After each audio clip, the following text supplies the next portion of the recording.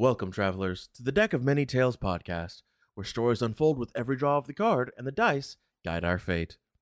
Thank you for joining us on this adventure. Whether you're a seasoned hero or just stepping into the world of tabletop tales, we're thrilled to have you at our table. If you're enjoying the journey, be sure to connect with us. You can join our party on Discord, find exclusive updates and content on our website, and follow us on all of our socials to stay up to date with all of our quests, chaos, and crits. Now, gather your gear, ready your spells, and let's get into the story.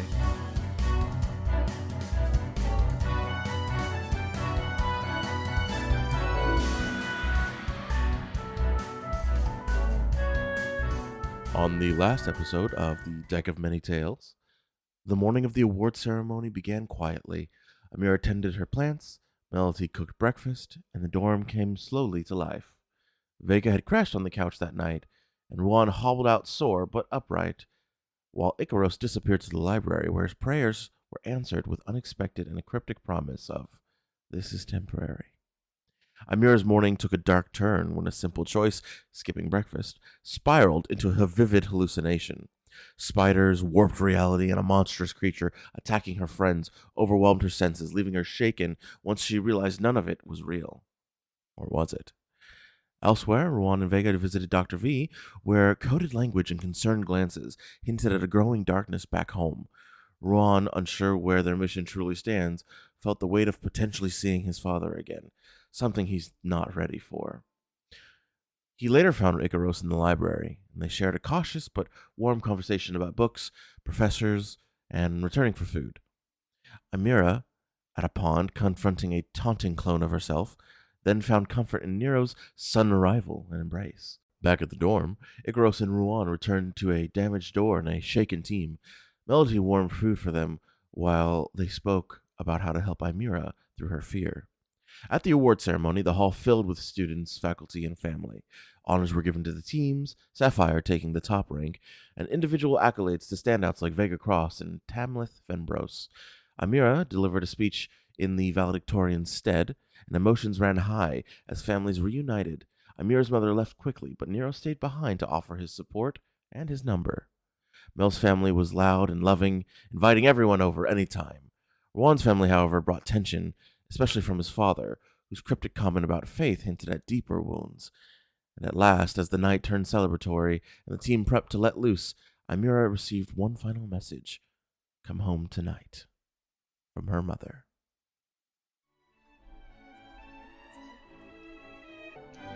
But now, the rest of the day is yours. What would you all like to do?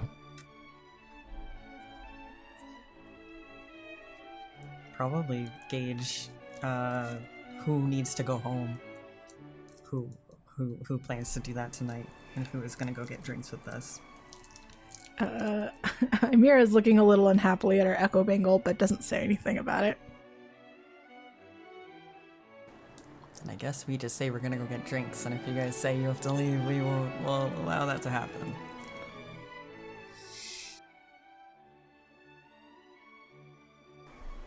I think I have time for one. All right. Where are you guys heading to drinks to? Not the same bar. Not that fucking tree place. Are we going back? We also were talking about potentially just having it in our dorm, too, because we can get drinks delivered. I vote the dorm or Dave and Buster's. Fantasy Dave and Buster's. Ah, of course. Yeah. That's just Dave and Buster's. That's just Have you been to a Dave and Buster's? Yeah. No, we don't have one. I want Next one. Friendsgiving. Yeah. There is one close by. No, I'll say that, so if you were looking for a kind of a less known option, a place that was a little bit more casual, not as populated, there is a tavern on the outside of the city. It's actually pretty close to the university, but most people skip it for the other one. It's called the Smiling Sword. Ooh. Okay, that sounds really cute. We gotta go. I'm along for vote the Smiling ride. Sword. You guys are like, we're getting drinks, and I'm just like, okay. Like, I don't know what else I'm doing, so okay. When Icaros is following us, Eimira is going to lean over to Melody. What was his name again? was Icaros, I believe. She's like, all right, I won't remember this at all. Does he live with us now? Yeah, he was in Tamleth's old room. Yes. Yeah, didn't have much stuff. Tamleth is, he was the last one, right? Yeah, the one that left in the middle of battle. The revolving door of teammates. At this That's his point, name. it kind of feels that way. What was that, Timber? I forgot his name. Yeah, that was Tamleth. He went with the Primus. What? Wait, He went with God. My man left to be with God. We thought he would. To Funny be way fair. to say someone is dead, but Yeah. That usually implies. I like the idea of her slipping up and saying that instead of the high adjudicator or whatever. Yeah. He went to be with the Primus. Did he die? I do not remember seeing that entity in the battlefield. oh no, like you went to go work for him. I believe that job has a title. I think what you mean to say is that he was with the High Adjudicator, not the Primus, who is I God. like to imagine one of the little nerdy guys came in and corrected us. Actually, I think you were referring to the High Just one of the other students, like, walking along the way to the tavern, like, Yeah, someone walks by and says, "Did you just say someone went to work for the Primus?" That's not how that works. Yeah, the High Adjudicator. Yes. Yeah, hope he's doing okay. I mean, You say I'm as not if we haven't listening seen him in in. 30 Yeah. seconds ago. I was like, You look tired as fuck. Icarus He isn't, did, yeah. Icarus He isn't looked listening, born. but he looks like shit. Mira's gonna look around before they leave. Do I see Tamleth? Make a perception check. 22. A 22, a fat 22. You in fact do see Tamleth. He's leaving out of the rear entrance to this room. You do see him with the High Adjudicator. The High Adjudicator has a hand on his back, kind of ushering him through the door. Point, and I say, should we bid formal farewell? I mean, we'll probably see him tomorrow at the ball, right? Our, I forgot what they're called. Are God's warriors invited to the ball? The Knights Knights Opulent. Opulent, that's what I was thinking of Sin Eater, and I was like, that's not right. No, the Sin Eaters are the guards. The Knights Opulent, they typically do not attend the ball. In no. that case, I'm going to just start walking over there regardless of what Melody says. Timber, quick question. Do you Yes. have your stuff set to GM only or public? Oh, and, probably. like, I was roll editing 20? some stuff. Yeah, that was a GM okay. roll. I was like, is my roll 20 fucking up? Because I No. would believe that. Sorry. Truly. This is why I asked. I have a bad habit of accidentally clicking things, so it looks like I'm casting random spells all the time. Oh, So- I get that. I do that too. I only so want to I embarrass don't. myself in front of Charles and God, who is sometimes the same person. Yeah. Sometimes. All right, so you are heading over to catch Tamleth before he leaves. Are the rest of you following? I Are guess you guys I'm continuing like out? imagining that we were ahead and we see you guys split off Yeah. and we kind of just linger or we follow. So I'll probably just kind of linger. If anything, I'm definitely gonna try to wave down Vega because like Drinks.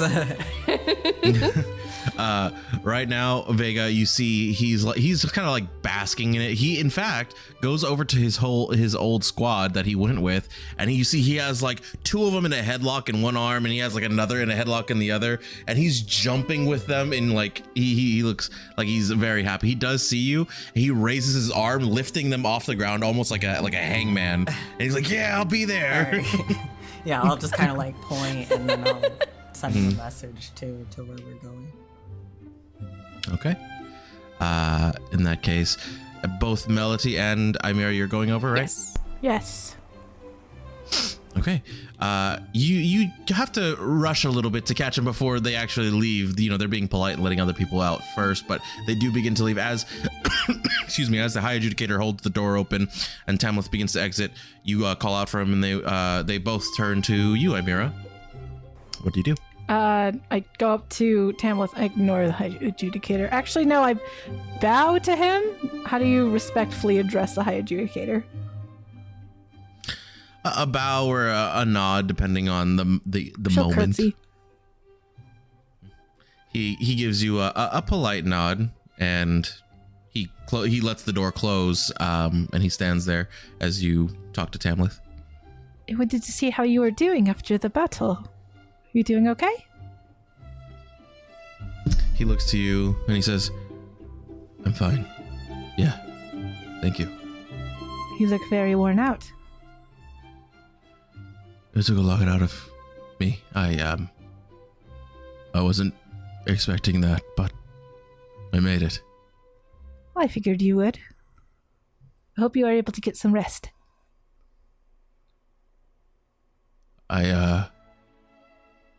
Thank you. He gives you a nod, Can I make an... and he starts to leave. Before he does, I say, don't forget to check in. I'm sure everyone would like to hear from you. I will try. We, at the Knights Opulent, well, when I eventually become one, don't contact the outside much. Then you will be in my prayers. And the High Adjudicator looks to you and he says, "And I was with you.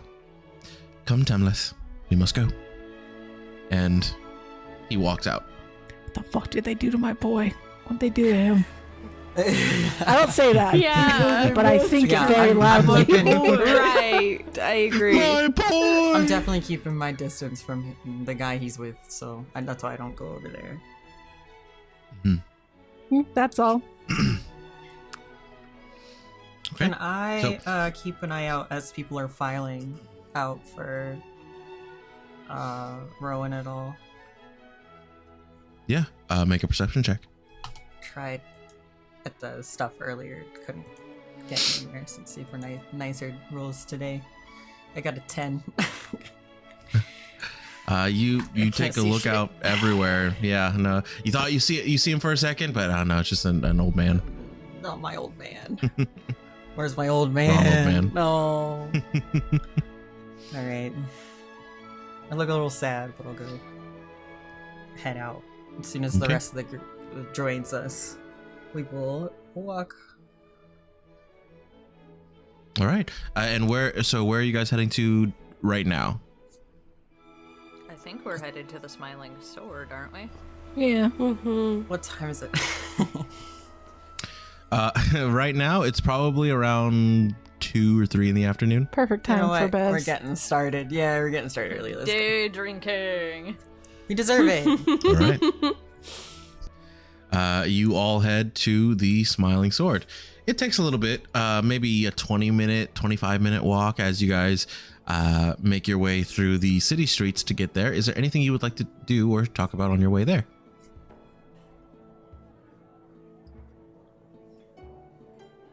I'm a little quiet since the conversation that I had, so I'll just kind of march ahead. Not like speeding, but you know, Right. I need this drink. Just yeah. Okay. Well, if no one has anything, you all arrive. The Smiling Sword Tavern is it is just that it's mostly a hole in the wall tavern. It's not a place where you go for fancy drinks. It's the place you go for a lot of drinks. There are a few patrons here. Again, not as many as the other one, but you do see actually a few Vena here. This seems to be a kind of like a spot to go if you know where to go, where a local would go.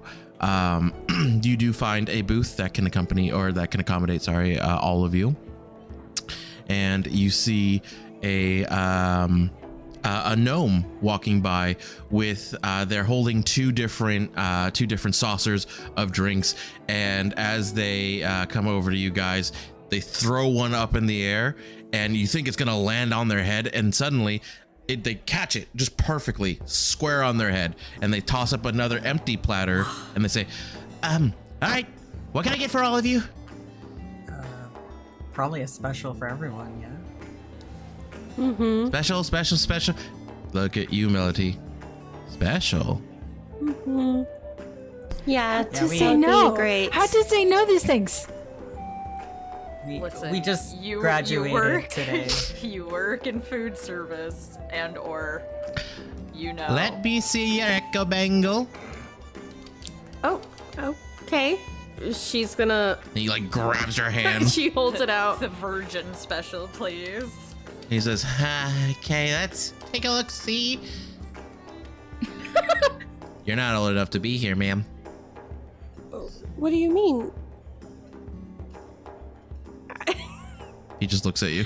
I just graduated with my team. Did graduating make you older? Water for you. And he walks away. Oh. I reach over and give her a little pat on her shoulder, like, there.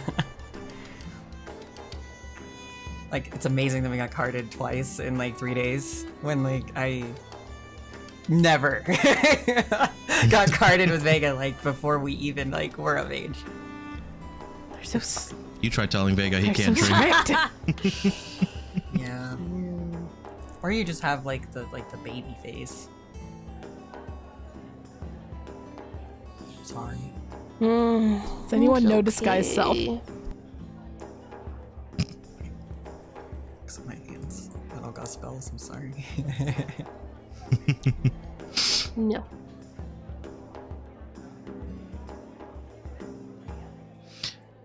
He does seem to be pretty preoccupied with all of the other groups, and he looks like it's like a one-man show. He's cleaning the tabletops, he's cleaning the bar, he's serving the drinks, he's tending to the patrons, he's doing it all. In fact, there's a few times where you see him, he puts down some drinks and he runs into the back, and you can see like a fire start to brew in the back before it calms down. You get a sense that he's cooking back there too. Well, it's very likely that we can give you a few sips, like, when he's doing that. But we just gotta be more smart about it. Oh, okay. That'd be awesome. And if we can't, then we'll get you a drink after. Hmm. And as you guys are kind of talking in secret, you hear the tiny foot. You don't see, but you hear the tiny footsteps start to approach all of you. And without being able to actually see him, you see the saucer. It gets flung onto the table, starts spinning in circles, and your drinks start to land in front of each one of you. What do these drinks look like? And a glass of water lands in front of you, Melody. They look like it's kind of like just like a dark. It's a thick, dark brown color. It looks like a lager. Yeah. I sip. You sip. It's definitely nothing that you would normally drink ever. In fact, Eimira, make a Constitution save. Absolutely. 12. With 12, you start to like chug it, and it's at first you're like, okay, this is this is thick, this is bad, hate, but you manage to pull through. Icaros, what is that for? That was to figure out if he likes it or not. Okay. That was a no. You are not a fan either, but not quite. That was flipping yeah. a coin. Not quite as repulsed as Eimira is after she puts her cup down. As you guys are all sitting there, Eimira, again, that voice pops into your head. You say, why are you pretending you're not this? You know you're better. Well, you think you are. You don't need to be here. You don't want to be here. They don't want you to be here. It gets louder and louder. Man, imposter Very syndrome cool. sucks. She's Yeah. going to drink more. Maybe that will help. Oh. I've heard that helps sometimes. Oh, honey. It's okay. Drink We more. can get plastered. We have like at least like 14 hours before the ball.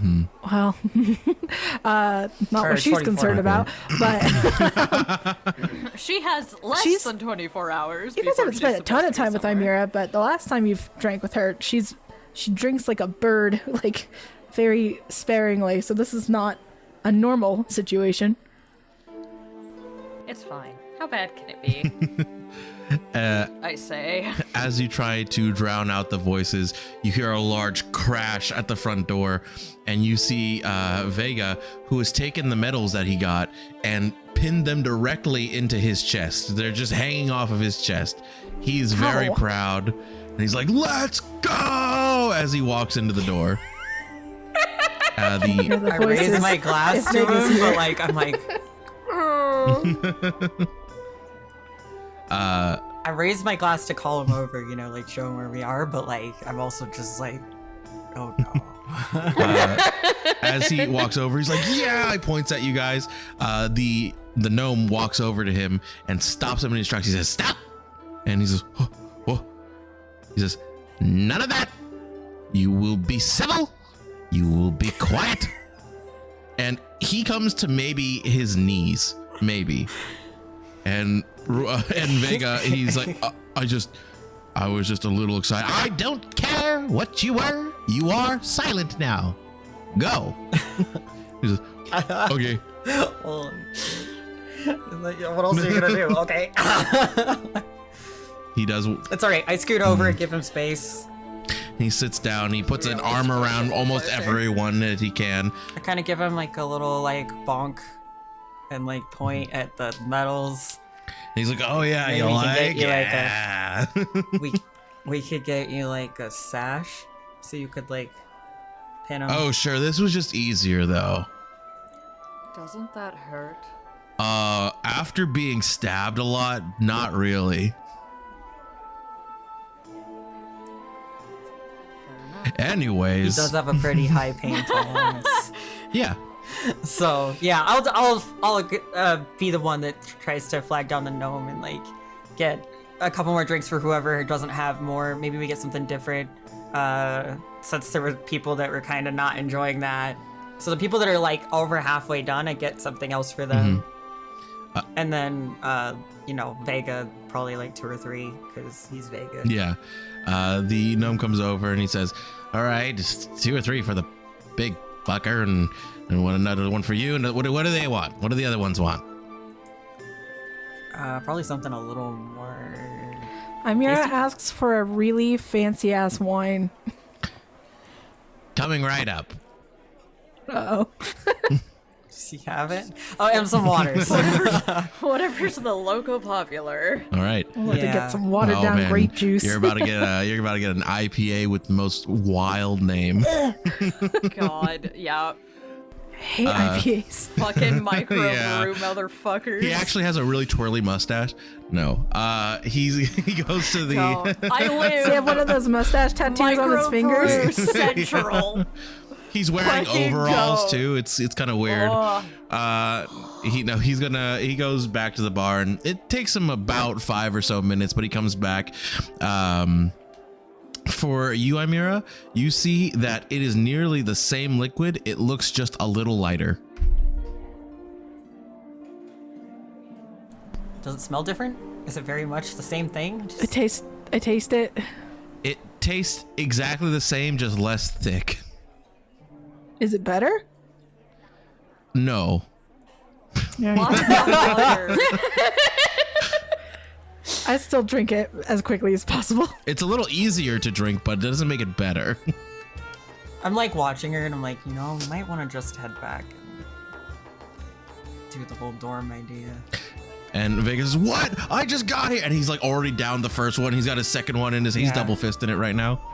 Yes, Yeah. Vega and I are having a contest. What? And he like swipes everything out of the way. He says, "You and me." Like right I grab now. my drink, like or I would grab my drink before he. We're Yeah. locked in Grabbing right the now, drink, like, Eimira. Amira leans lightly over to Melody. I do not know what this means, but I want to I win. give her such a concerned look though, because I have done this and I know what it takes. I'm ready. I'm locked in too. The proprietor just tell you to behave. All right, so he does. It's funny enough. I give him a side, like Yeah. little nod. The And Icaro's like, yep, he sure the did. gnome, while he looks frustrated as he's approaching to bring you guys more drinks, he does seem intrigued by the fact that this huge Oni is now challenging Eimira to a drinking contest. So he lets it happen for now. We'll also change it up a little bit so it's less of the puke stuff Yeah. and get some like normal ale or something that's a little more palatable, He does. little less intense. He gives you the ales and he says, "If you throw up, you're cleaning up every little board that you throw up on. Nasties." He walks Amira, away. remembering she threw up on Ruhan the last time they went drinking. This is fine. Yeah, Eimira is fine. Like she'll be all right. If she throws up, we got it. So. All right, so I'm drinking along with them, but like slower because I'm not challenging. I know better. right. So all right, so both Vega and Eimira make a Constitution save. I'll make that for. I love it when you talk to Vega as if he's here with us. What do you mean he is? Yeah. Vega, make a con save. Gang, I got bad no. news. Oh, that's a 3. It's every time he's like, Vega, roll this, and then he like leans forward to do it. It's very funny. Anyways, I got a 3. So Sweetie. with a 3. You drink your first one. You start like halfway through, you begin to almost like gag on it. Vega seems to be drinking it no problem. He's down. This is his third one, and he's downing it. He takes another cup. He starts drinking it. He sees you start to gag, and what with the cup in his mouth, he like does like one of these. He like, just give me your cup. Just give me your cup. She does. And he takes that. He drinks it too. He's actually gonna make another save, and he's like, oh, Stuff is Hang in disgusting. there. oh. It's Slow pretty. down. It's pretty rough. And he says, okay, Somebody. I think 8 is where I'm gonna cut it off for right now. How many did you get, Eimir? You got half. I got 9. Okay, congratulations. Not even a deception check. Just okay. Man's just feeling it. But I probably had like 4 in this amount of time. you are feeling I very had sick. If 1.5. another drop were to touch your lips, you'd probably vomit. Although, Very cool. Charles, question: should I probably roll a con check? How much are you drinking? He's 1.5 in so Yeah, far. make a con save. Make a con save. Okay. Let's see where you're at. Oh god. I'll do it with you because I have over double that. Yeah. Well, let's see. Okay. 16. All right. Holding the light beer so far. All right. It sucks. Light beer. It's not hard alcohol. It's, got a fine, Mike's Hard probably. lemonade is what you got. Yeah. A 16 and Wine 12. cooler. You guys are fine. No vomit quite yet. Yeah, it's getting a little rough though. I'm probably suffering. Melody, there. you see all of your friends start to get past tipsy. They're getting drunk, and it is currently almost 4 in the afternoon. Almost. Yeah. I mean, we're official Vanna now, so like, if we really wanted to, we could go like drunk sparring, which I'm really tempted to do, with Vega specifically. Oh god. If you guys wanted, my family's house is kind of nearby. There's space in the backyard to spar. Yes, let's fight. Deal. I am ready to fight. So ready. I give a big ol' huff over the like. I snap my fingers at Vega. Please carry me. Oh, yes, ma'am. And he stands you. up. and he he just like lifts you with one arm, and he's like, "Okay, let's go." Just leaning against his horns. Yeah. Like draped over. So you guys all heading to Melody's house? We're paying first, probably. Yeah. Okay. For all of the drinks, I'll say it comes to probably 5 gold. You have a Here, lot of drinks. Let me take care of this. Yeah, I'll take it. I'm like about to grab right, we're with I was gonna, but okay. I was gonna, but Yeah, looks at my wallet, looks back at the table. All right. Yeah, I'll let her You take care of it. you use your echo bangle. You are one of the very, very few people that you know of at all who can pay things with an echo bangle. That's how much money you guys have. I got that Apple Watch. Yeah. You have Apple Pay, pretty much. All right, I like slug my arm over as we're walking by as I'm being carried. All right. You pay for your drinks. You I head give out. a $200 tip or 200% tip. And you hear, "Come back so it's anytime." 15 gold. Even the big one, especially the big one. Drink more.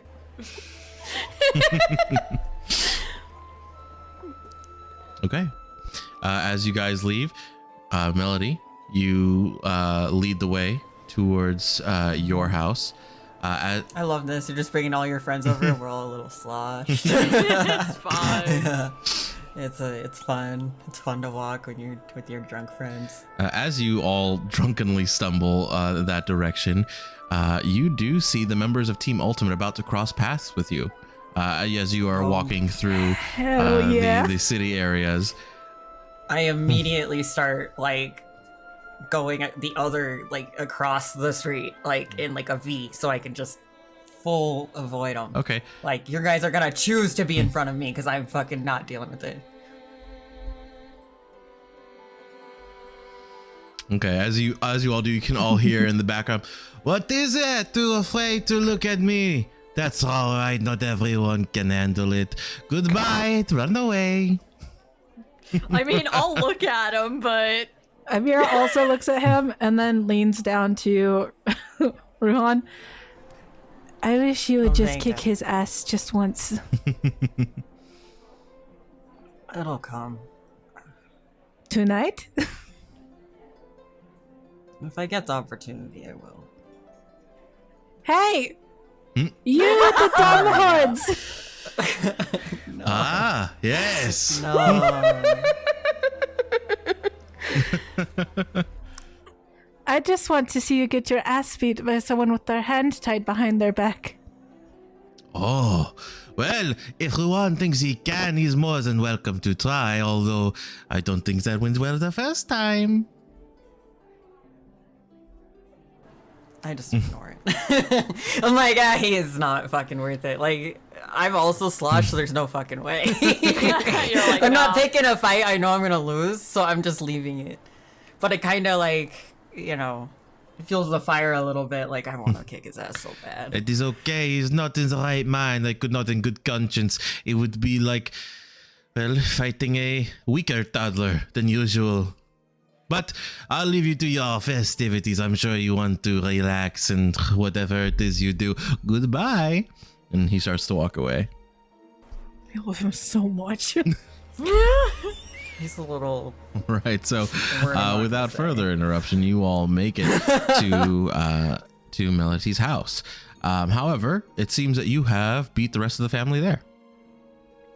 We just need the yard. It's fine. Yeah, You have a I would key, say, right? Yeah, I would say that Melody would just lead them through the back gate that leads to the back, or the side gate that leads to the backyard.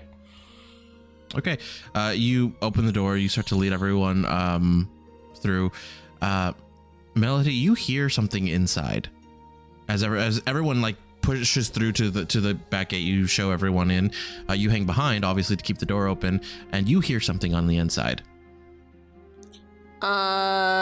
She's gonna trust everybody. and go to the front door. Yeah, baby. Well, y'all are tipsy. Maybe Don't wreck drunk. the house. So, That's cool. but I'd Don't say jump into the she'd. pool and drown. There is a fountain in the backyard. It's fine. It's fine. Right. Yeah, she's gonna go to the front door and use her key and go in very quietly. I look off to the side like she's going in, but I assume she's just going to the bathroom or something because she didn't say anything. So we just like let her go. Yeah. You go to put in the key, and you realize the door is already unlocked. Okay, I'm gonna proceed to go in as quietly as possible. Make a stealth check. All right. It's a 10. A 10? Okay. That is a I'm 10. gonna curse it, but like somebody's in your house. You walk in. You feel like you're being pretty silent. You don't make any noises that you perceive. What do you do? Okay. Well, I'm gonna start looking around because this downstairs area is an open floor plan, so I'd be able to kind of see if somebody's down here. Make a perception check. 17. That's a 17. With a 17, you don't see anybody. Everything looks pretty much exactly in place. You don't see anything taken. In fact, you see even a few coins on the counter in the kitchen where sometimes your parents would leave, or maybe your brothers would leave extra change behind. Okay. The 17, you do notice that down further down the hallway where your grandfather's office is, the door seems to be slightly ajar. You know that he either has it open or he has it closed. Okay. I'm gonna try to again go quietly up to that door. Okay, make another stealth check. That's a 13. As you slowly approach the door, you hear a panicked crash. You hear something fall in the room before you hear a. I'm gonna burst into the room. Okay, you burst in the room. You see what's happening. You see that this particular room has been torn to shreds. You see papers everywhere. You see broken pieces of just about everything you can think of. And you see, more importantly, a broken, look like knickknacks. They look like the things that your bracelet is made out of. Okay. But I don't see anybody or anything. You just taking a look around, just seeing if you what you see at a glance. Yes, at first. Okay. I would say she's probably scanning, trying to go in depth more on what she knows the room is supposed to look like. Make an investigation check. Investigation, that's a 22. All right. With a 22, you see, as you're beginning to sift through everything that was here, you see a piece of paper that was stuck in the floorboards. As you pull it out, it seems to be torn and smudged, and it's kind of hard to read. But it does say that something about a recipe for protection. That's all that reads on the piece of paper. You can't see any of the materials. You can't see what it protects against. Nothing like that. Okay. And there's nothing else that I noticed about the room. Again, no person that is there. Something caused this. Yeah, you don't see anything that could have caused this.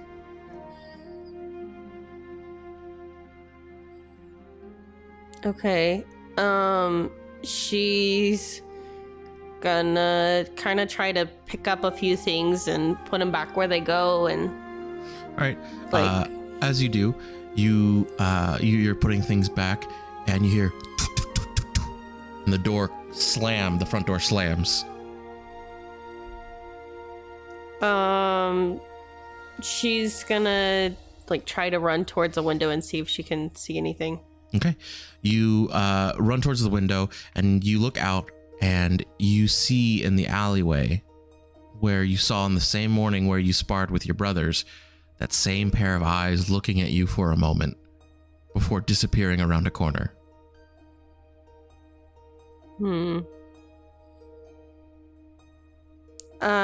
She's not knowing where they went afterwards. She's gonna like take a deep breath and continue like kind of picking up a little, because she knows if her grandfather sees this disaster, like he's gonna be really upset. She's still gonna obviously explain what happened, but like she's very much confused and trying to just sort through and see if there's anything else that's like out of place that would catch her eye.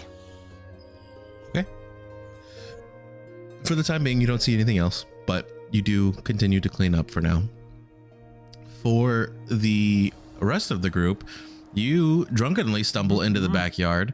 Vega, he looks to all of you and he says, all right. And he rips what little shirt he had on and he says, who wants to fight me?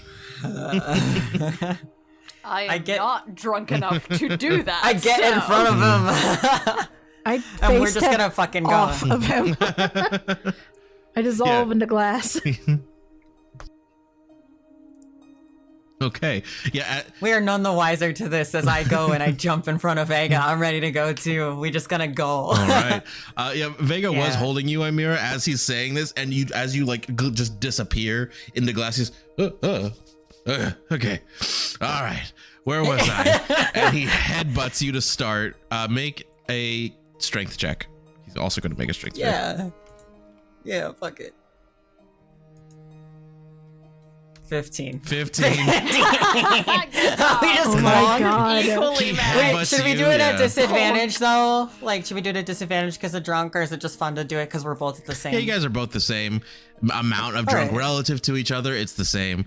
So Yeah. you guys lock heads. He might have had yeah. twice as many drinks as me, but you know. It's You grab one of his horns to keep Side. control of his head. He grabs one of your legs to keep control of your lower half, and you guys are now like wrestling for each other to make one Yeah. more strength check. Okay. I know how he works. This is not new. All right. 18. You take the leverage that you have on his horn. As he leans over for your leg, you use him leaning over to your advantage, and you drop your weight backwards. You drop him into the ground. You get his horn stuck in the dirt. He says, God, I'm gonna. I just go and I like step on his stomach like And he just kind of like lays there. yeah, defeated by my foot. And he's into the ground. He's like, I could fight all of you. Maybe it's a good idea to be outside when we do this, just in case you throw up. Sounds pretty close to it. I'm actually gonna just continue though, cause like, you know, energy and like drunk and it's fun. And I just like grab him by the shoulders and I'm gonna like dislodge his horns and then spin around and clonk him. You spin him around and you punch him. He says, I need your help. I need you to save me. And he takes a swing at Ruan. I'm gonna try to dodge him. This will be at disadvantage. He rolled an 11 to hit. That doesn't hit. He swings. You manage to dodge out of the way. He goes stumbling. Amir, do you do anything to his plea for help? I cast Hex on Ruhan. What? Why are you hexing me? Okay. He asked. I just feel like, how does that feel for me? Yeah, can like you what is this describe- hex describe like? your What does it look hex? like or feel like to the person that's getting hexed? I mean, what am I encountering considering that I did not expect any of this?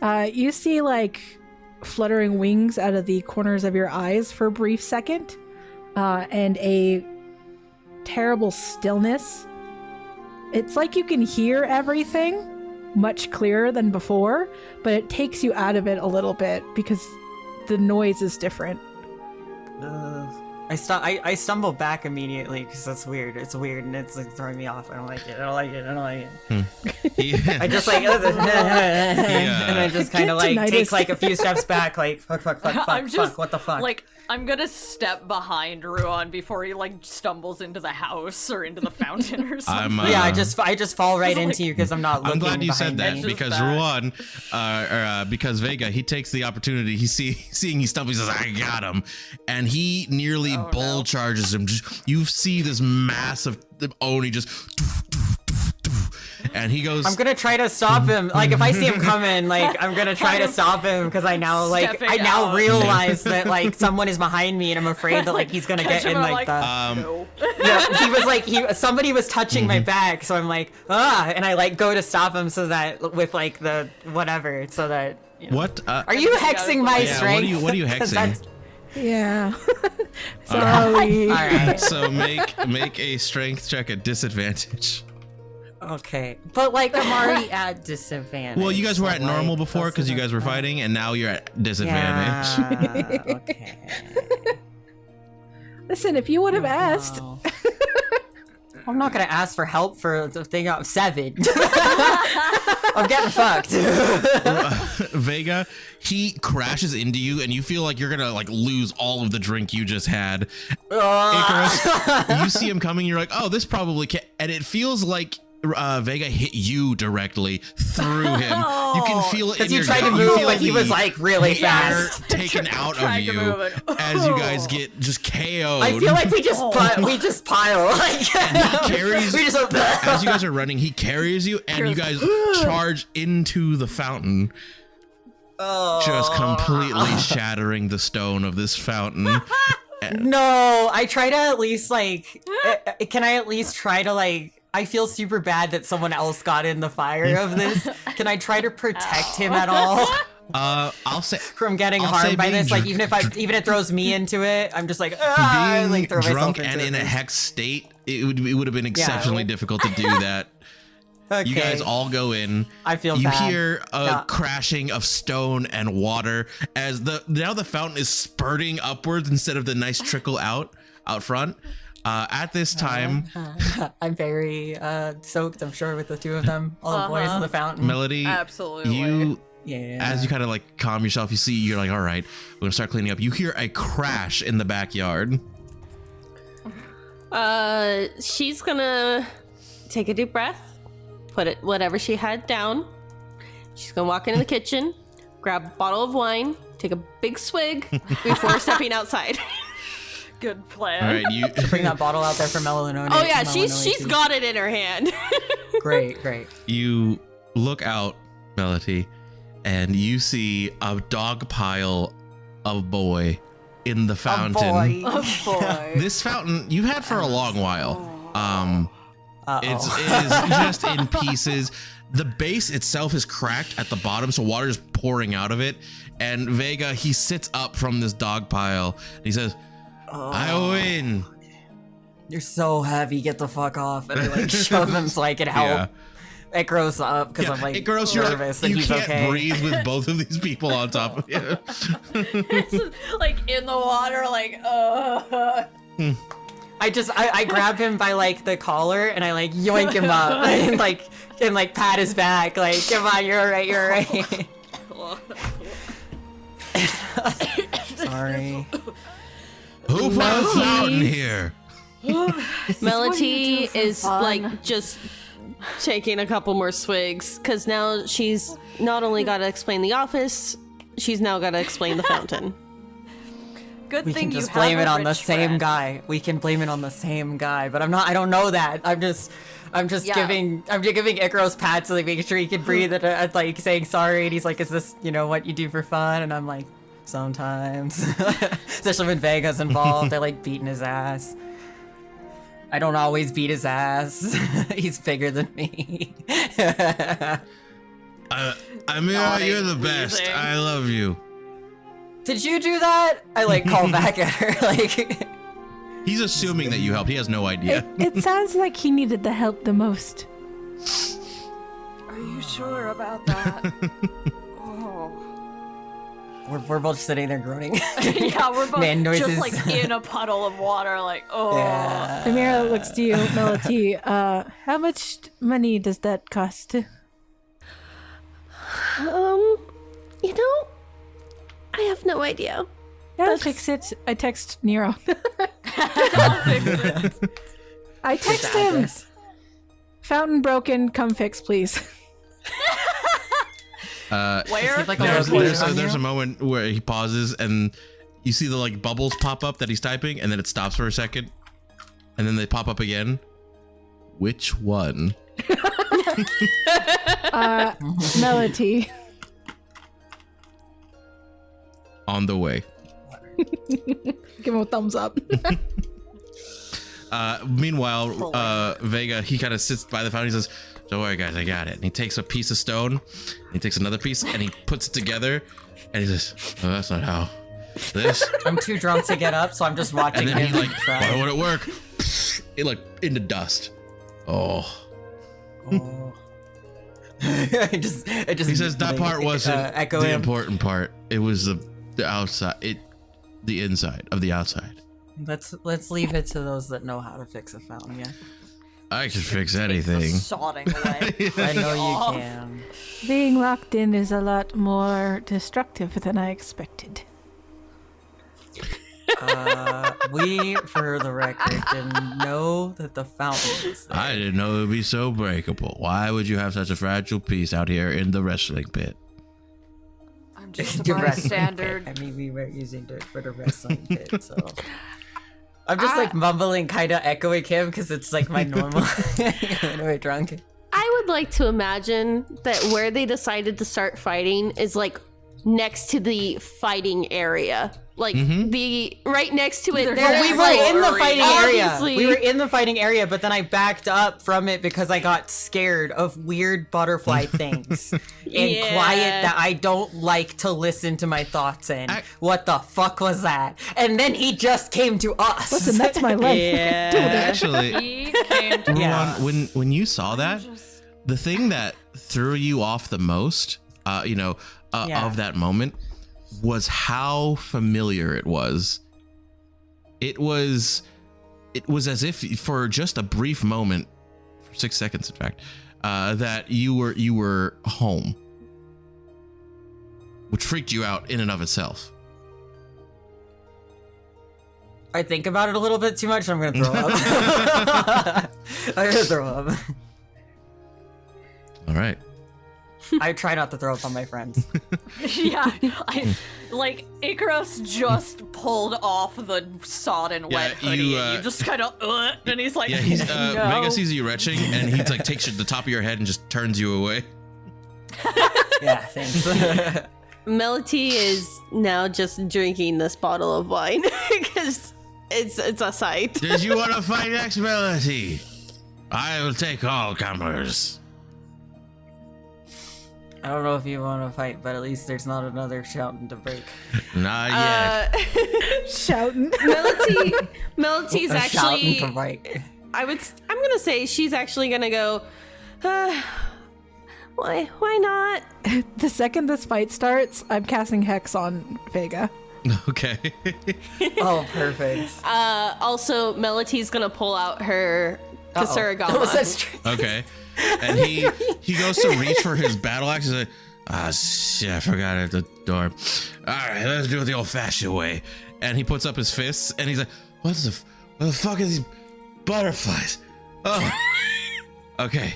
What? It's not very fun, is it? I call over.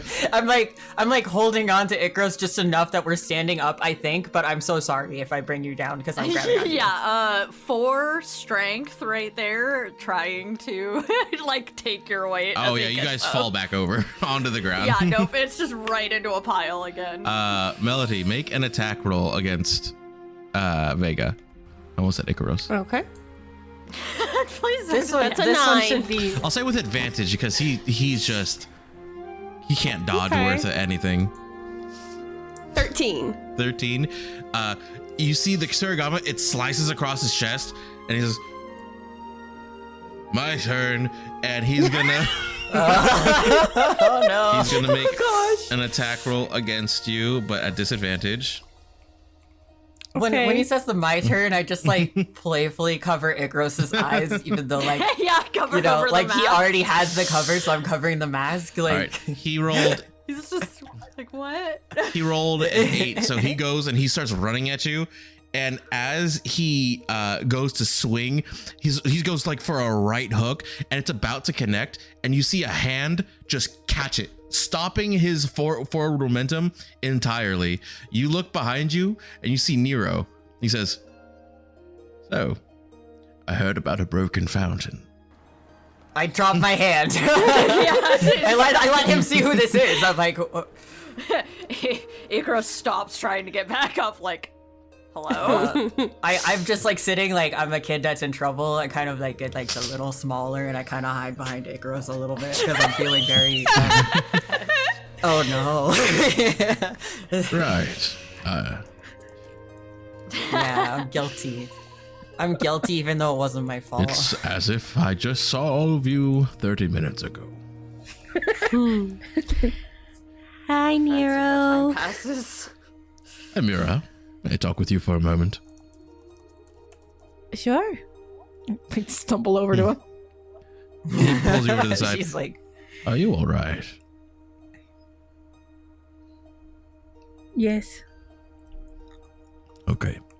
As long as you're here and safe, I just wanted to be sure, but if the fountain, I mean, how did that happen? They're very big boys.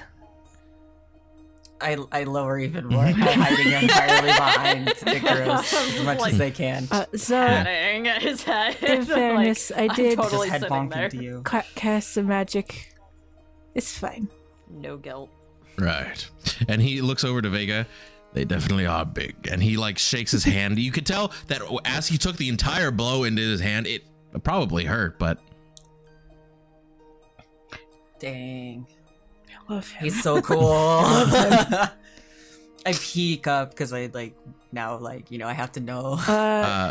Eimira sighs a little and she says, "Oh, when it is time to leave, I'll go with you." I think we should get it over with. He straightens himself up. He fixes his cuff, as that seems to be the only thing that moved on him, and he could not let it be out of place. And he goes over, and you see he starts like almost puzzling pieces of the fountain back together as it should be, although it's not formed together. And then as he does, he starts waving his hand over things, and you guys can hear there we the go. rock cracking, mending itself back into one piece. I'm just watching this so Also, closely. Eimira, you find this very odd because when you ask for things to be fixed, almost never does Nero come fix it himself. Yeah, I'm baffled. I was expecting my mover guys to show up, and they didn't. Where are they? What's happening? But after maybe about 10 minutes, he's able to fully restore the fountain. He takes out a little handkerchief and he starts wiping his hands off. He seems to be neurotic about being clean. At which point he I sit up as he's finishing though, and like all the way, and I just peer at Eimira, almost like with the unblinking stare that she usually does to us. And I'm just gonna call over to her. Eimira, are you leaving? Yes, my mother wants to speak with me. Are you gonna be good? Do you need someone to go with you? When I glance at like, I apologize. Chloe, This is a private family affair, but I can assure you all she will be fine, no matter what happens. Before Nero popped in, Eimira did look like she glanced at Melody for like a second, but after that, she just kind of like looks away.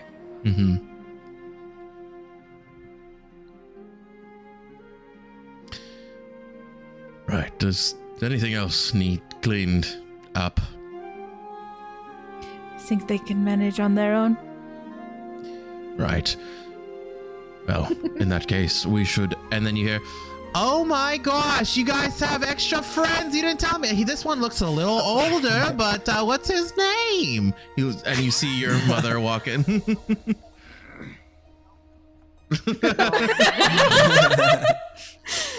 Melody. So Melody's gonna turn to her mother and go, this is Nero. He's a part of the Hart family with Eimira.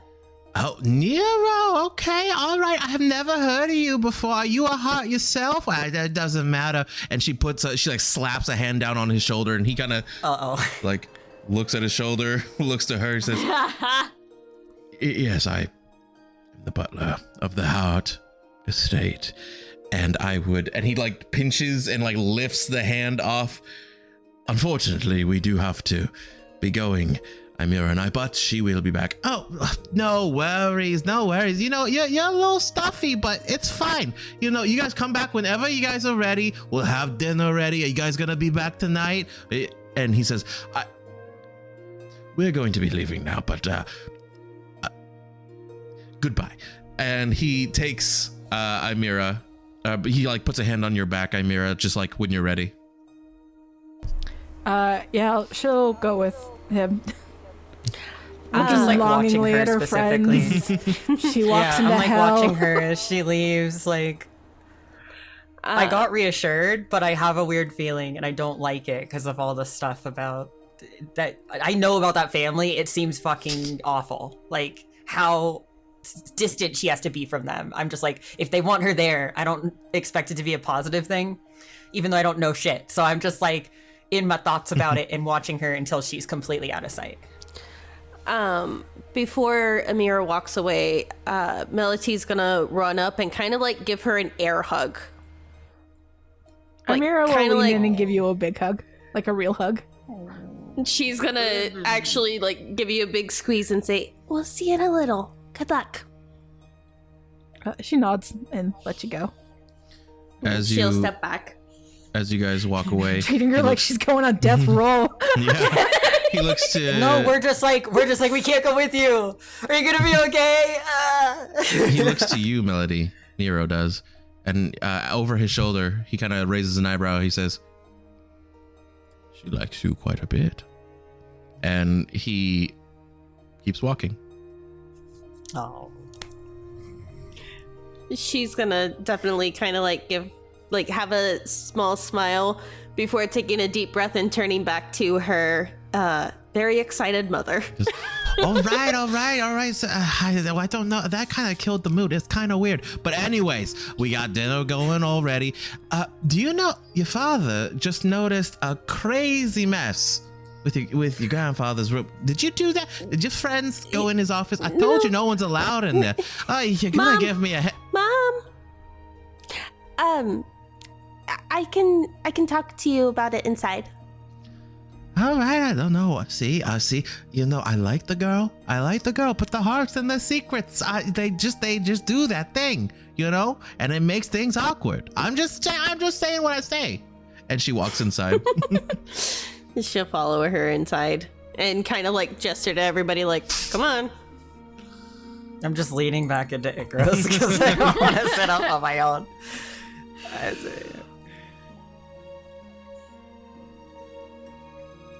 All right. You all head inside.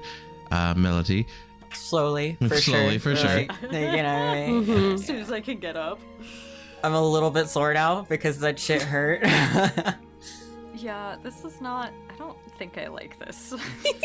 You see, there are several children starting to like run between your legs as they run back and forth through the hall. It gets really loud. And you see both of the twin brothers, they run through. It's like, "Hey, stop running. We have guests." "Yeah, actually, no, keep running. It's kind of funny." And they're chasing after them. I will just go from leaning on Icarus to like just kind of being closer because it's a lot of overstim. So I just Yeah. kinda- Is it always like this? I think it is here. Melody, your mother pulls you into your grandfather's office. So when we got here, I was leading everybody into the backyard, and I heard a noise inside, so I came in, and Grandpa's room was just like a disaster. And while I was in here, it sounded like there was footprints or footsteps, and it shut the front door. And I looked outside, and I didn't see anything. That I don't know what that's about, but you know what I can do? Listen, I'm gonna get your brother in here, and we're gonna have a little talk real quick, and we'll see what we can do. All right? Because if I tell you, if I let my dad see this, he's gonna flip. I know. All right? I was trying to clean it up. Hey, Marco, come in here. And you hear, what is it, Ma? And you hear, listen, your sister noticed that this place is an entire mess. She was hearing footsteps, and she was seeing, I think, can you go get her something to eat, please? And you see her kind of like, come on. And he says, right, yeah. And so he runs over to the kitchen, and he gets you what has been your favorite, like, comfort food, your favorite snack? Well, she's definitely, loves her ramen and pot stickers and things like that. So maybe kind of like a little yogurt drink. Okay. He brings you, it's kind of like a Yakult, a little yogurt drink with a little cap, and he kind of shakes it up real quick before he gives it to you, and he's like, all right, here you go, drink this, you'll be fine. Okay, thank you. Of She's course. gonna start drinking it. Okay. You start drinking it, and she says, all right, well, you should go rest up. We're gonna have dinner soon, so it's not gonna be a problem. And I'll get all this handled. Don't worry about it, all right? Okay. And she's gonna head back out to the main room and sit down, I'm assuming on the couches with everybody else. Okay. You go to sit down, and by the time you sit down on the couch, you feel really tired. You feel just exhausted. I feel like she probably sat next to like Ruan and Vega, and like just kind of like curled up in a ball and like put her knees against Ruan and her head against Vega and just kind of falls asleep. All right, and you do so. You just knock out. What do the rest of you do? You all see Melody just kind of fall asleep, just tired. Yeah, Icarus under his breath. Should we go back to the... Should we leave her here? Do we take... And he'll just kind of like scoot back a little bit and stand up. That very polite, like, I should be going. It's just, oh, where you going? Are you guys? Oh, you guys don't want dinner? Are you guys not hungry? Or you? Oh, I get it. You have other plans. I totally understand. Yes. Right. The Venna ball. I remember when these two. I feel like it was just yesterday they went to that thing. Do you guys have your outfits planned? Like, what are you guys wearing? Right, all right. I know I'm keeping you. I can see you guys want to get out, but you know what? If you got folks, say hi to your folks for me. If you don't, stay safe. This is a place you can come to anytime. She kind of like rambles on and on and on. You guys are doing that awkward, the Midwest that awkward goodbye, shuffle like the thing. Slowly Yeah. stepping back. Yeah. Like I glancing at definitely. the other two, like, are you coming? We probably Or are. the other one. We are. So it's me and Vega that are on either side of where Melody fell asleep, and she's kind of up against the both of us. So I assume we kind of look at each other like, Yeah. this is going to be hard to like leave. But then also, if she said that they're making food, I assume those two stay a little longer. Yeah. We just drank a lot, and now food might be there, and we love the idea of food, and we already have the sleeping cat on our lap. Not Like, really a sleeping cat, but it's the same vibe. It's our sleeping friend. The growling stomach starts happening, but it's like, no, I think I'll go eat back there, actually. So I give a little wave when you go to check, like, thanks. We'll see ya, kind of deal. Scoots. Right, so the two of you leave. Vega and Ruan, it isn't long before dinner is ready. You get the sense that she was preparing this already, like all day, and she was now just kind of finishing it up when she got home. Oh, we are so down for this shit. The two of us just like, if we thought anything was weird about Melody falling asleep, we don't anymore. Yeah. You're like, She is asleep. There's one of the smaller children, maybe not older than 8 years old, starts to like crawl on her, and then the little one seems a little tuckered out, so she falls asleep on Melody. Yeah, we'll probably, as she does that, kind of like, especially as food's getting ready, just kind of like both of us just gently lift her as good as we can, very, very slowly. Like I motion for him, you better be fucking and then like, you know, we gently like move her and like push pillows underneath like her head and like help, like I'll pull a blanket or something they probably have on the back of the couch to like toss over them. Like we make sure she's comfy with her little sister, Right. or whoever the little tyke is. Yeah. And you do, and they seem as comfortable as can be. And the moment you notice that she's comfortable and you know, safe and good, you run over to the food. And Yeah. the table has been set buffet style for everyone. Both of you and the twins are enough to pretty much clear the table in maybe 20 minutes. It's just a lot of eating. The older folk, the grandparents, the parents, and all the younger ones seem to be kind of off to the side eating their own meal. They expect all of the hungry Vanna to be eating all the food they can. I mean, we had multiple people leave, but we're eating enough for like the whole team. In fact, they're a little bit relieved that everyone left, because now they actually have enough food for everyone. And I'll just like kind of do like the polite maintaining conversations and stuff, but at some point I will just kind of like offhandedly ask like one of the brothers or something, like, Melody fell asleep pretty quick. Is she like, was she tired before? She didn't seem tired earlier. Did we make her tired? Yeah, I mean, when she gets really amped up after a while, she can just clock out when things settle down, and well, things settle down, so. Okay, yeah, that makes sense. I'm just gonna get more food. I'm definitely like enjoying it. I chat up with Vega. I chat with her brothers. I'm a little more easygoing with this whole thing, just because like. And it's barbecue style. Don't have a reason not to you be. Have it's ribs barbecue. and pulled pork and some brisket. Oh man, you're talking these boys' language. You get all this meat, and I'm definitely enjoying it and pretty much trusting that like everything's good, even though. There's like that weird like thing that still felt weird earlier, and I just kind of have that like every now and then just kind of quiet in a second in my brain. Like something's off. There's something I'm missing. As you do, Vega looks to you, and you see his like abs have now kind of rounded into a belly. He's going for it. I gotta go to sleep. I am so full. Do you want to ask if we can sleep here, or we need to go find someplace? I'll go back to the dorm. Your dorm. Okay. All right. Goodbye. Don't take my And bed. he looks back to you. I'll get there first. And he starts hobbling away. I'll just kind of let him go. I'm not in the mood after all that to race. I'm just not. But I will, like, I guess I'll just, like, send a little message to Melody's Echo Bangle. Okay.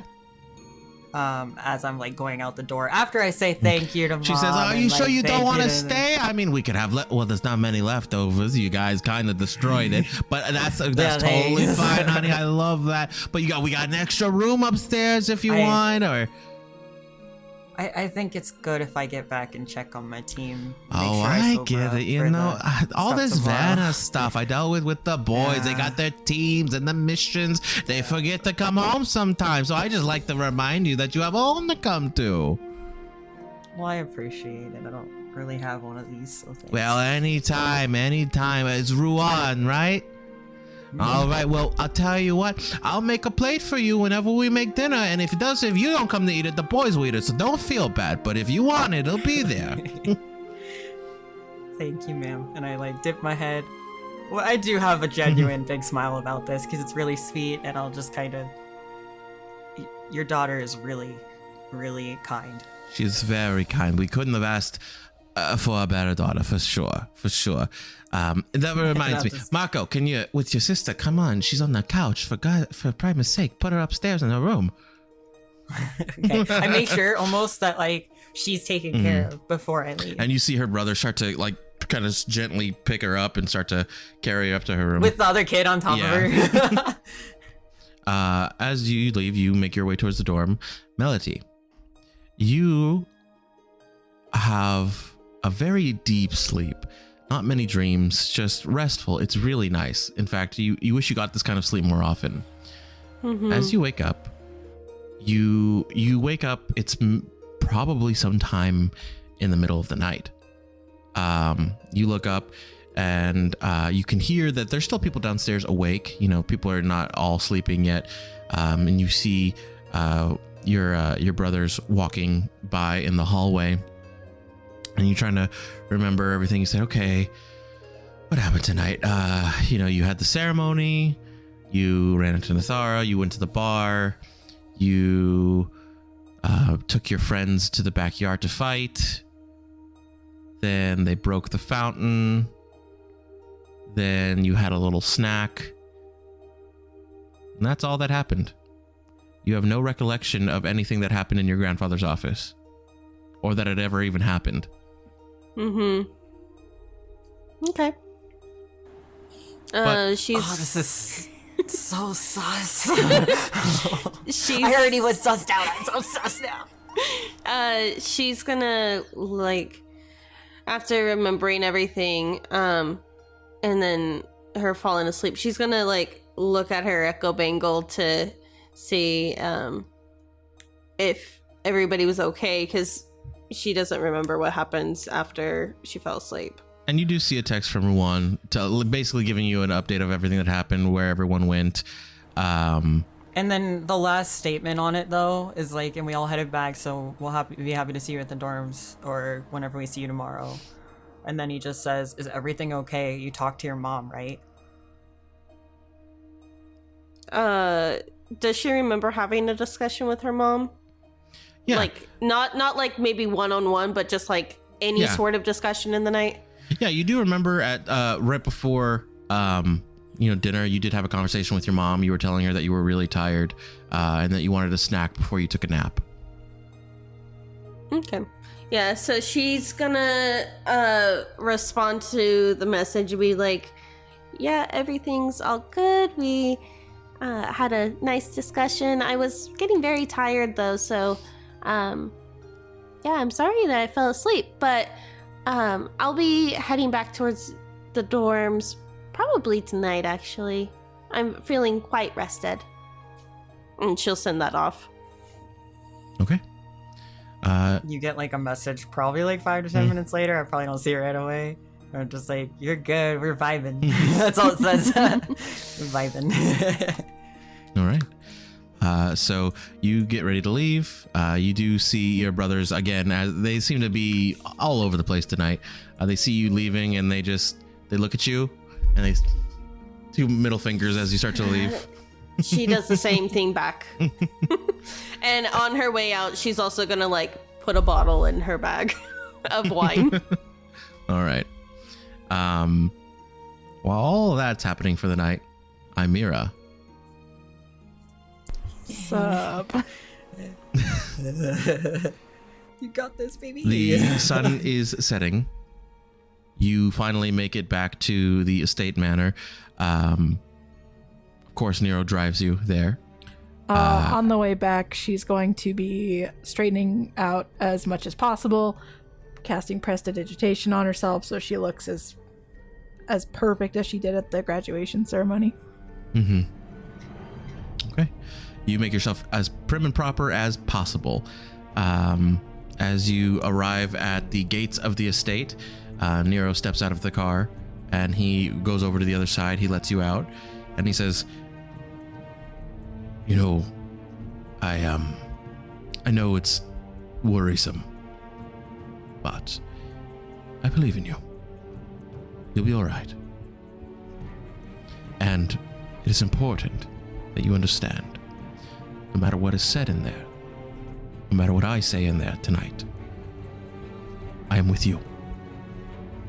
He gives you a warm smile. She nods a little and tries not to think about that voice that tells her everyone's lying to her constantly. Mm-hmm. You ready yourself. He waves a hand and the gates open. The sound of crunching gravel under your feet as you walk up the long driveway fills the night air in a concerning way, as if there is a stillness, a silence that is only broken by your footsteps, which only enhances the anxiety, kind of like your hex does. You walk to the doors and the doors echo open. You look around as you're not sure where to meet her. Nero looks to you and he says, "She'll be in the dining hall. This is a dinner." Eimira nods and she wants to take her time, but she's probably taken enough, so she's just gonna walk there efficiently. All right. You walk there. He follows behind, and as you do, you see your mother at one end of the table. She looks, as always, she looks like she was almost dressed for a press conference. She looks very put together. Her lips are pursed in a very just condescending way, looking at you, squinting at you almost as you enter the room. She is at one head of the table. Your father is sitting to her right, and at this long dining table, and you have a place set at the opposite end. I take a seat. Nero pulls out your seat and then scoots you in. Dinner is already on the plate, very warm, very fresh. He then walks over to stand behind your mother. She looks you up and down, and then she just continues to stare at you. What do you do? I'm gonna rip the band-aid off. What did you think of the ceremony?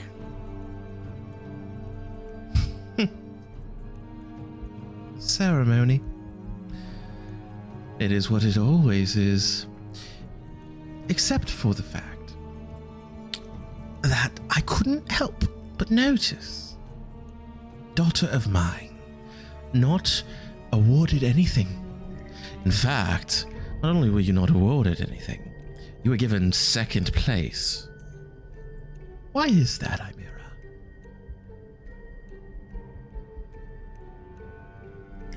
I did my best. Oh. Oh, your best.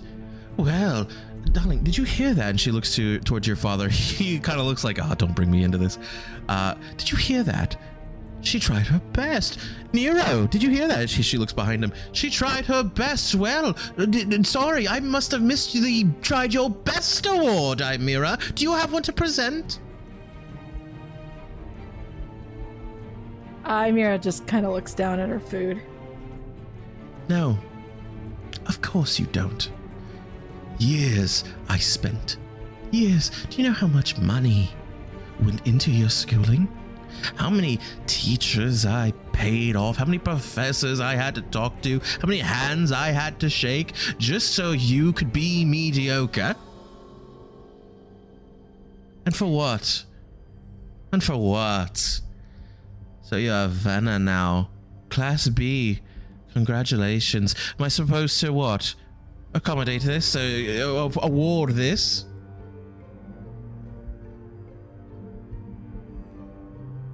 Eimira's fidgeting with her hands under the table. She can't bring herself to look up.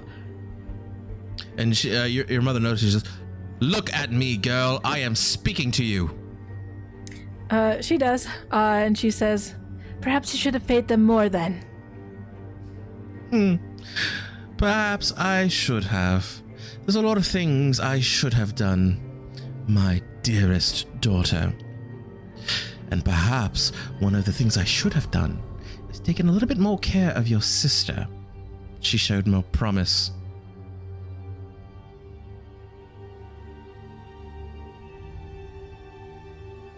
Just a second, I'm looking at my spells.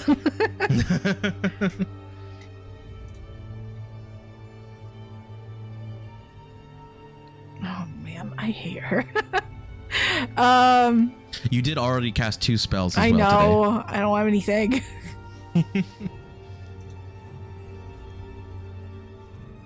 And actually, in fact, at this comment, your father, he says, hey, wait, that is too far. Too far? Oh, my darling, it is not far enough for Eimira. I have sacrificed so much for this sniveling, ungrateful child. I've given her the best money could buy. She likes to complain. Oh, I know she does. She lives in a castle. She has everything she could want. She has the best classes, the best utilities, the best tools at her disposal. What, oh, what could Eimira want for?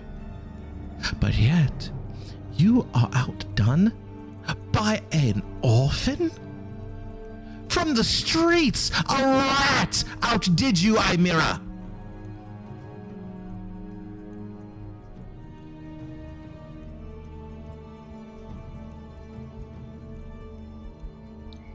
I'm sorry. Yes, me too. It's a funny thing about twins, you don't get to choose them, and I wouldn't have chosen you. That being said, there are going to be some changes in this household. First of all, you do not get to carry the Hart name, not like you do now. It will hold no weight for you. Your access to the Hart family funds are cut. You'll have to find your own way. If you want to act like the commoners, you'll have to live like the commoners. I am done funding this charade, this facade of your education, of your studies, of whatever it is you are doing there, not studying.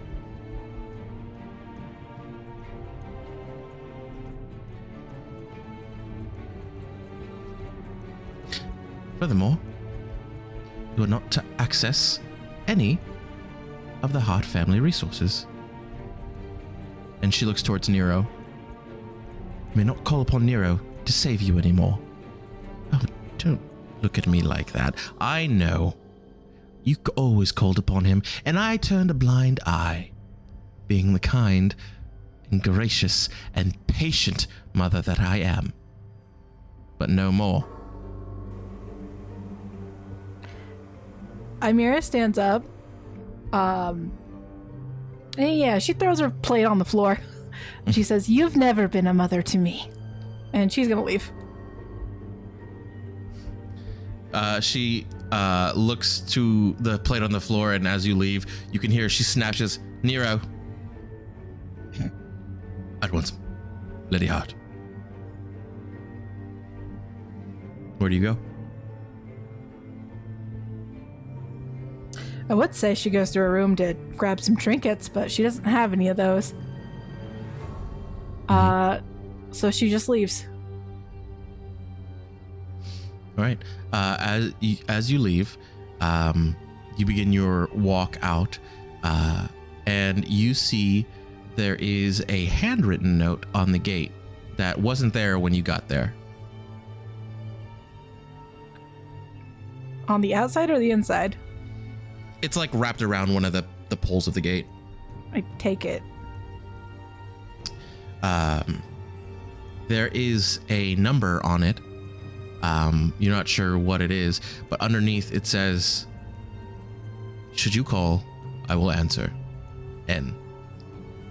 And it's a number that's different than any number you know. She puts it in her echo bangle under N.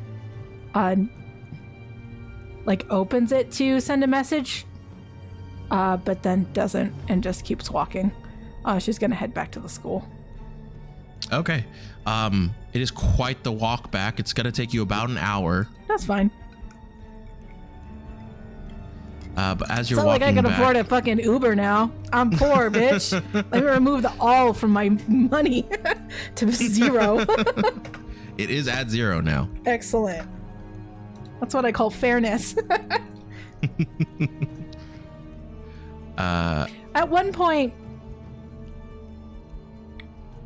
Dramoda's like on like an ocean, right? Yeah, it is. She's gonna like walk around like on the coast if at all possible. It would take you an extra hour of walking, but you could That's fine. to get there. When she does get to the coast, she's just gonna, making sure no one else is around, fire some arrows out into the ocean. Okay. You take a look around and you don't see anybody else, especially not at this time of night, and you fire some arrows out. She's just trying to shoot him as far as possible and wish that she was one of them. As you do, you hear an unfamiliar voice come to you. You hear, "I know the troubles that you suffer. I too have suffered them. It is why you are able to do what you do, because I feel your pain. Place your trust, your faith in me, not a Primus, not anything that they teach you in the schools. Trust in the thing that has been there for you every time. Every time you summoned your bow. Every time you cast a spell. Think about what has been there for you and focus." And you hear the word focus repeated in your head. Going to focus and fire even further as possible. Right. As you take a breath and you focus, for a moment, you're brought into the Feywilds. I shit. You shit on the beach right there. That does make me startle a little bit as I'm looking around. And you hear, "Relax. Calm down. She is not here. Not yet. I give you strength for the battles to come. You will be summoned here. You will help stem the tide."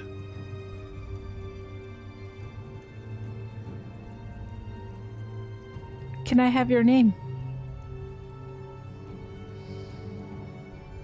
You may call me the First.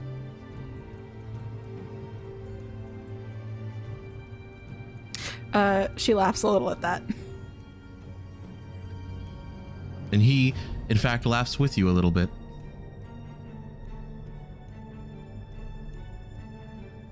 I will be where you need me to be.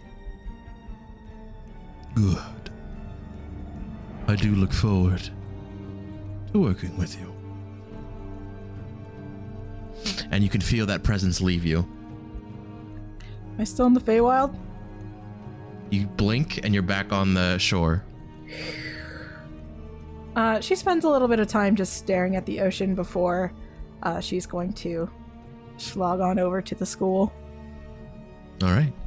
You make your way back to the dorms. So, it is the end of the night. You all, at various points in the night, return back to the dorm. Is there anything you guys would like to do now that you're all here? Or are you all just heading for sleep? I am gonna find the tallest point in the school. The tallest point in the school is probably the central spire that houses kind of like the mission control. And you know that, just by looking at it, maybe 100, 200 feet in the air. It's kind of hard to tell. Okay. Is it accessible by students? Or, well, Venna. Is it accessible by Venna, and is there like a walkway or a balcony or something? Not just the spire. You are on, there's not like an outside spiral staircase or anything like that. It might be accessible from the inside if you would like to try to investigate further. Yes, I'm looking for the highest point that I can access without too much trouble that has an outdoor area. So if there's a rooftop garden or astronomy tower thing. There are several buildings nearby that would be a lot easier to get into. They're class halls. It is after hours though, so you are going to find difficulty getting into any of those. What do you mean? I don't have a pass on my Echo Bangle? Not to be there at 11 o'clock at night.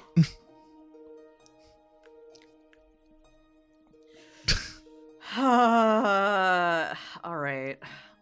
Where is now there easy are for me to find then? There is an overlook at the far edge of the university where it kind of extends out over the ocean water, and you can see past. And it probably from sea level, it's probably 50 to 100 feet up from there. I'll take it. It's not as high as I would like, but I'll take it. Without having to break into a classroom on my, like, 3rd day here. Or scale a building. Or scale a building. Yeah, that'll go well with my 0 strength modifier. Dex, not strength. Thank you. Anyway, I'm gonna... Don't say anything. I am going to go find that overlook thing and just like vibe for a bit after we get back and do our thing. Okay. You get there. You've been here a few times before in the past, but you kind of like sit down and you listen to the waves crash against the rocks below. It is pretty serene. Is there anything you would like to do there? Not in particular. It's more just not quite meditation, but taking in the peace of everything and the open air and the overlook of everything, because Mel's family was very nice, but very loud. I'm sore from running into a fountain. And probably still vaguely damp from said fountain. And I just wanted to find somewhere that is a little reminiscent of home. Okay. You kind of close your eyes and try to think back of home. And it's hard to remember. There are bits and pieces that come to you. But it's kind of it's fuzzy. You remember tending to your father's library that he kept. You remember playing with friends when you were younger. You try to recapture those memories, but as the waves crash against those rocks and they pull back out into sea, it's almost like those memories are pulled with it. And it is solemn for a moment until you hear the sound of heels clacking behind you. Sit up straight and turn around. As you sit up, the first thing that comes to you is a strong smell of roses. You turn around and you see Monira. She looks to you. She says, "You're out late." I will glance at my Echo Bangle and check the time. Is it still like 11 or even later now? Yeah, it's probably almost midnight. Just... Yes, I typically frequent the grounds late at night. I find that I get most of my thinking done at this time, as I can only assume you do as well. And she comes over and she sits beside you, but in front of you, hanging her feet over the ledge. It is loud during the day. It is where I'm from. They're a lot more peaceful, a lot more quiet, serene.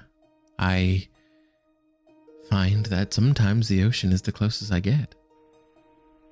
I can understand that, I think. The, the library would be closer for me, but my father's is different. Not as filled with students, surely. Oh, I understand that very well. My father was a harsh man.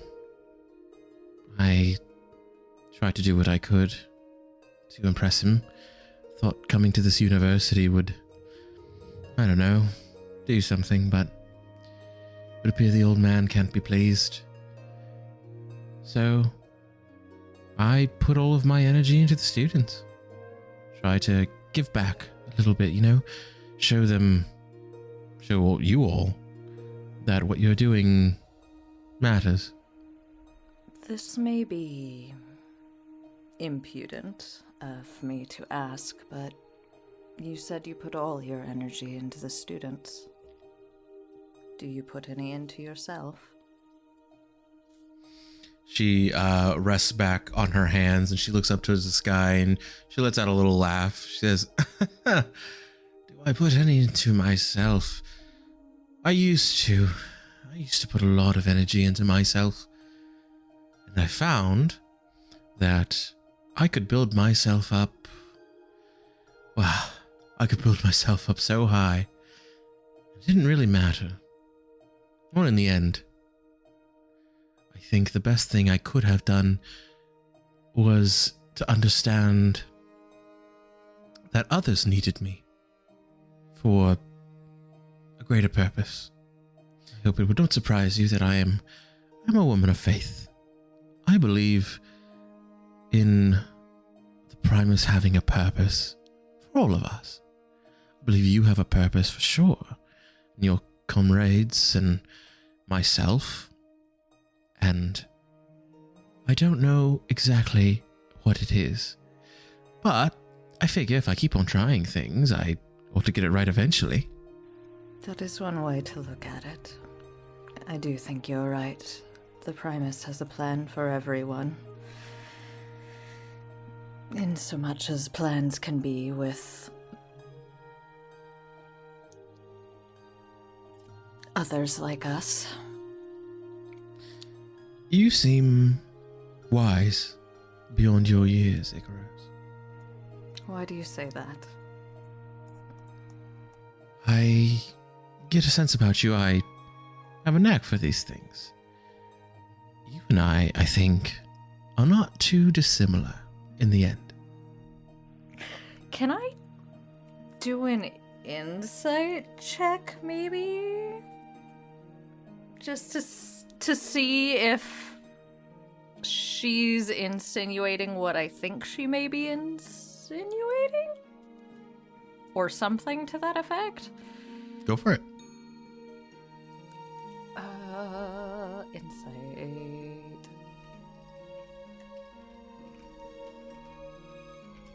15?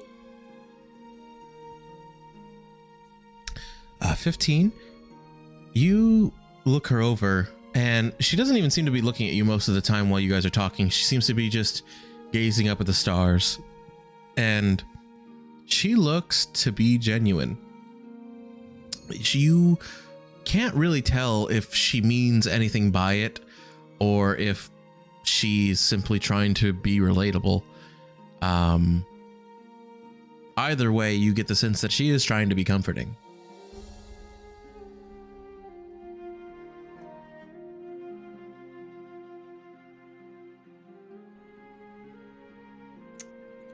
I thank you for your words, Monira. I do. I appreciate knowing I have somebody on my team, so to speak. I know I have others, just... Thank you. Of course. I think that there are many trials and tribulations ahead. There are things that the Primus has put in our path that we must navigate, and it will seem scary. And though I've only been on this world a short time relative to people like the High Adjudicator or the Reticent Mother, my faith is strong. And I believe that his light will guide our path. And she stands up. The long night will end. And she reaches a hand out to you. Indeed. We are tested for a reason. The long night will end. And I'll take her hand and help myself up. All right. You do so, and she kind of dusts herself off, and she says, well, I better be getting back. You should be getting back to your dorm. You have quite the party tomorrow. Yes, I need to get ready for that. I'm sure it will be lovely. Oh, not a party person, are you?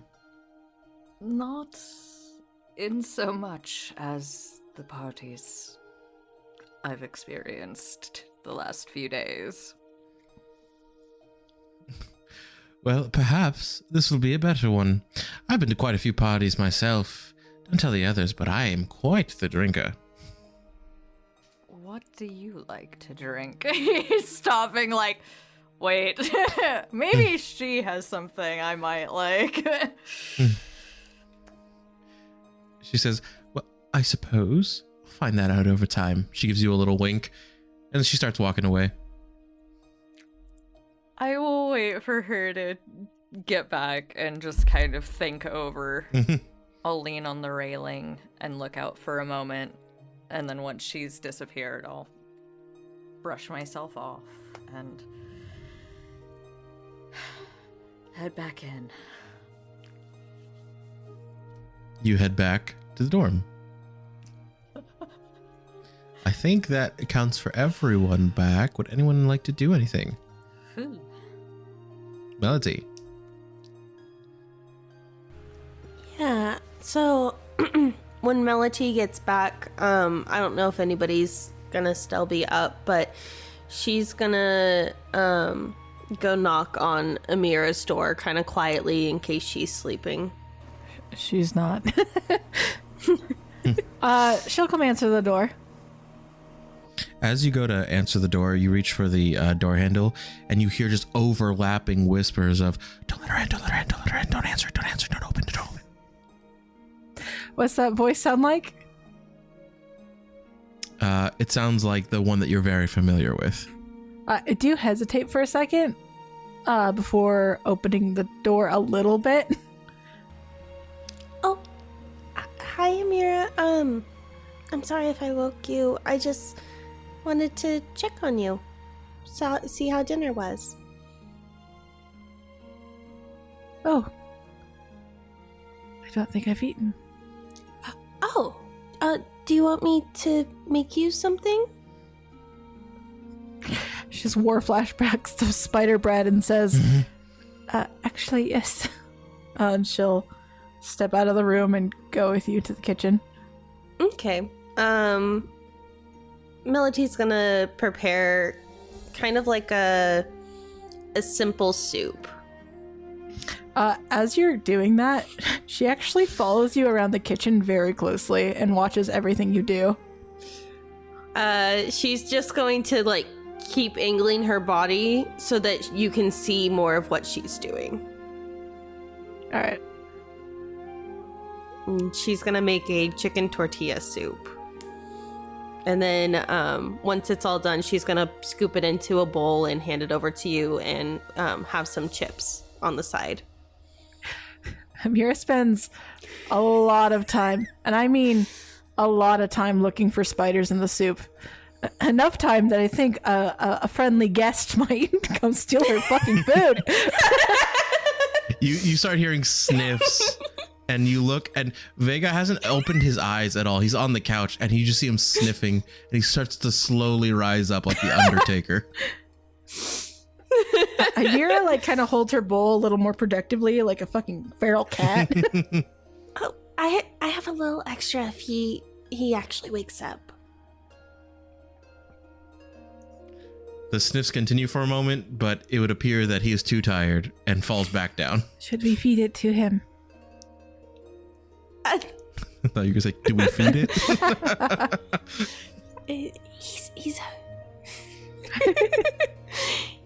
He's okay.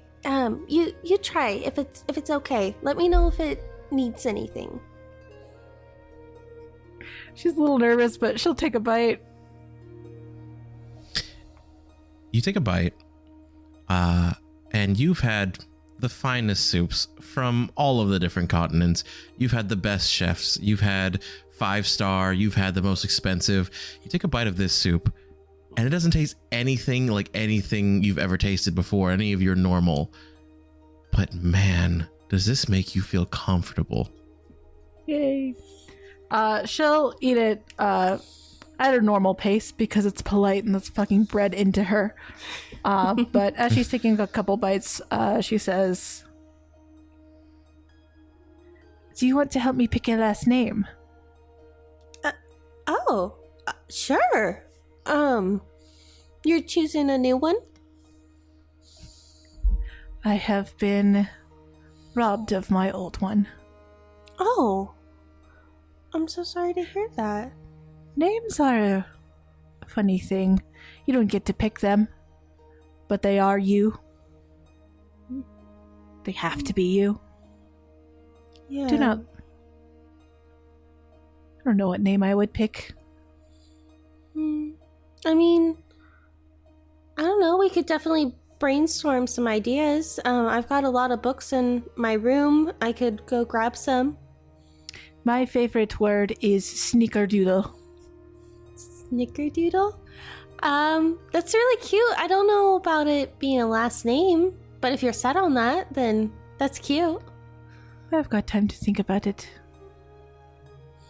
Yeah, you don't have to decide tonight.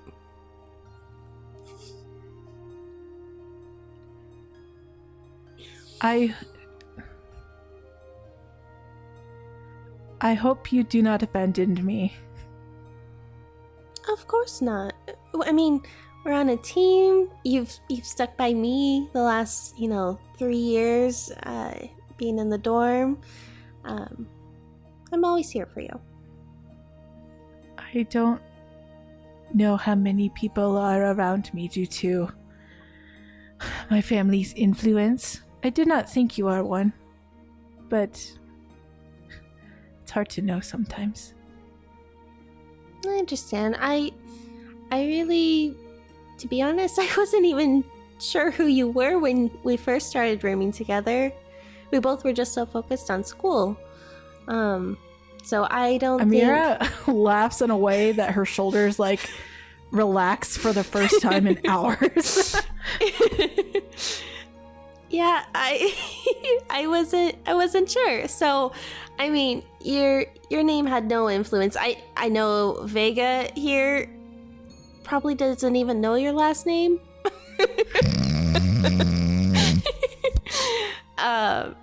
And I think everybody here, they're all just here for you and to be on this team. They don't necessarily care what you come with. I mean, all of us have something, that's tied to us. Like, you all met my family today. They're kind of tied with me, but you guys... They are very nice. Yeah, they are very nice. I like my family. It can be a little much at times, though.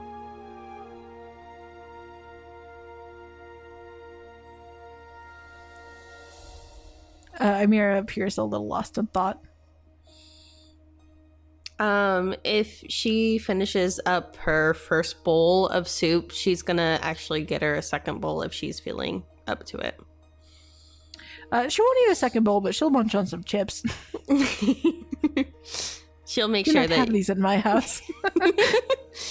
Oh, these ones are the best ones. They're like little scoops, so you can get all of the good soup inside of it.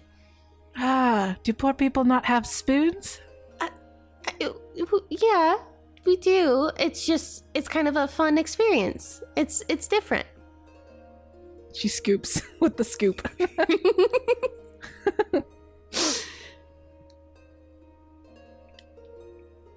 After having the first meal of the day, a nice, delicious, comforting meal, Eimira's probably gonna sleepily crawl into Melody's bed again.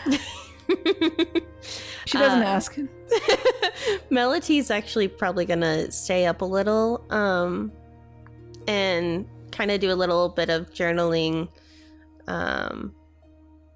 before laying down for the night as well.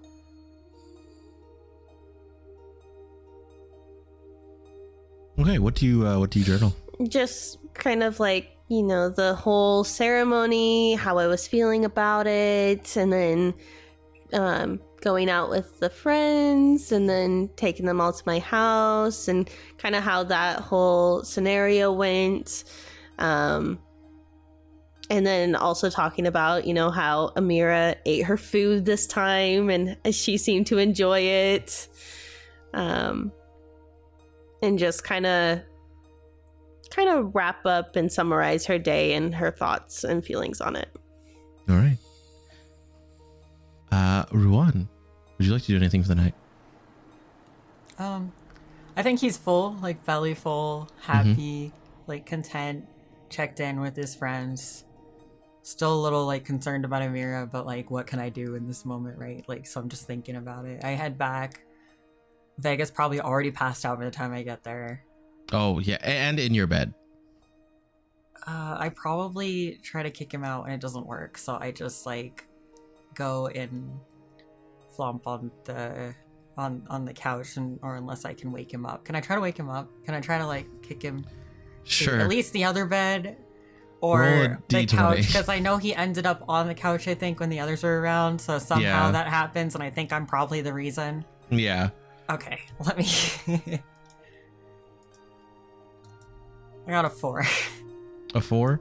Yeah. It was an even odd thing. So you do Okay. catch him off the couch, or you kick him off the bed, and he like stands up, and then he doesn't fall. He slowly goes to all fours and then just starts crawling out of the room to the couch. I just kind of like follow him just a few steps to the door, make sure he makes it to the couch, and then I go back to like lay down, and I probably pass out pretty quickly, but I'm pretty sure that Ruan only sleeps like a few hours to kind of just sleep off the drunk. Yeah. For sure. It's like, but isn't quite ready to sleep the whole night probably, and gets up sometime probably before the others, the late comers, get back. Okay. As you fall asleep, one of the last thoughts that sticks with you is that feeling that you had. You can't shake it. It was too familiar. It was too of home. In a place that should not have been of home. Yeah, I'm kind of mad because it makes me feel a little queasy and uneasy. But you do end up being able to fall asleep. And Yeah. Icarus, when you return home, is there anything you would like to do? Well, considering it's probably after midnight when he gets back in, no. I'm going to go quietly to my room and attempt to sleep. All right. In that case, you all eventually find sleep. Some of you with another, some of you by yourself, but all comfy the same. Your sleep is uninterrupted. You all get restful night's sleep. Nothing happens. No scary dreams. No people barging in. And thankfully, the ball isn't until 8 or 9 p.m. tonight, so you don't have to worry about it, and you all can sleep in. And that is where we're going to end tonight's session.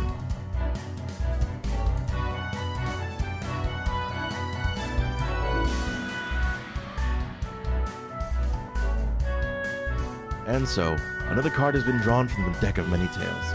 Thanks for sticking with us through the twists, turns, and moments only the dice could foresee. We couldn't do this without you. If you're enjoying the story, don't forget to join our community on Discord. Check out bonus content and updates on our website, and follow us on our socials to keep the adventure going between episodes.